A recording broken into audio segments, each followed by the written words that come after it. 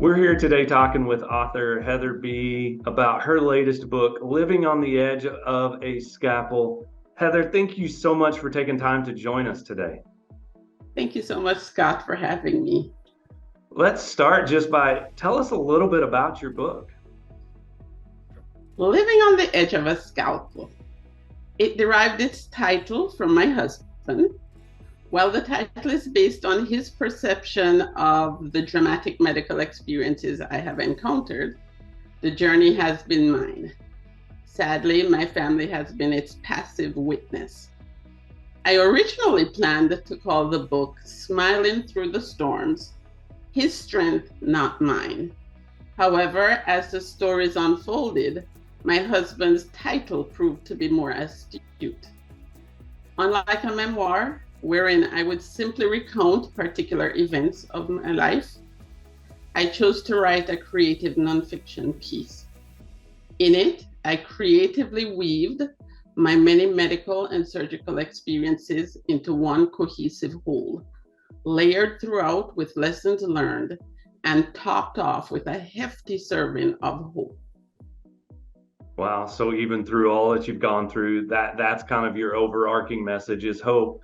Where would you say kind of in your process, and maybe it was a specific point in time or it was just through the overarching process, but what inspired you to kind of share your story with everyone? And then, as you said, throughout that, try and offer a message of hope?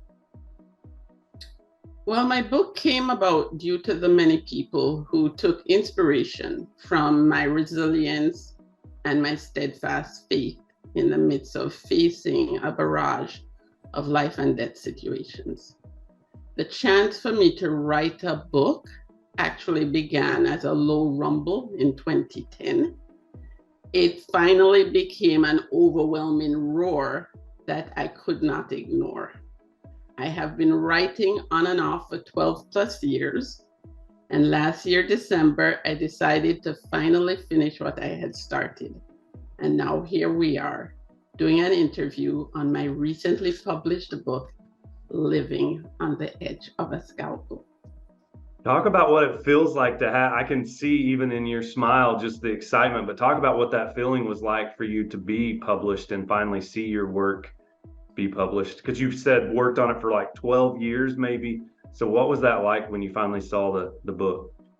It was overwhelming. I had an overwhelming emotional whole body experience. I actually started crying. The package came in the mail and I did my unboxing, and holding it and looking at the cover and seeing my name and knowing that this was the end result of my 12-year journey, it broke me.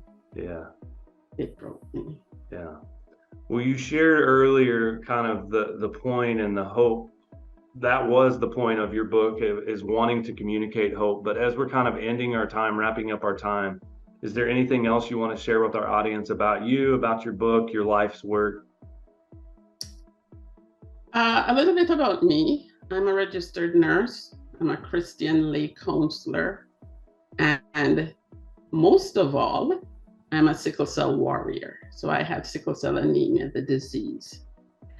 As a former professional nurse educator, because I used to teach the nursing students, I have maintained my passion to educate and advocate for people facing health challenges and disabilities like myself. I use my many platforms, YouTube, Facebook, Instagram, and TikTok, to get my message of hope across. I'm actually available for speaking engagements in the capacity of nurse educator or inspirational speaker, and I can be reached at my website, heatherbbooks.com. That's heatherbbooks.com. Well, Heather, thank you so much again for taking time to join us. Her book is Living on the Edge of a Scalpel, her life story. You can grab a copy through her publisher, Fulton Books. You can also grab a copy online through Amazon, through Barnes & Noble, through the Books app on iTunes. It's available as a Kindle book. She mentioned her website as well. Thank you so much, Heather, again for joining us. Thank you so much, Scott, for having me. It's been a pleasure. Have a great day. You too. Thanks. Bye.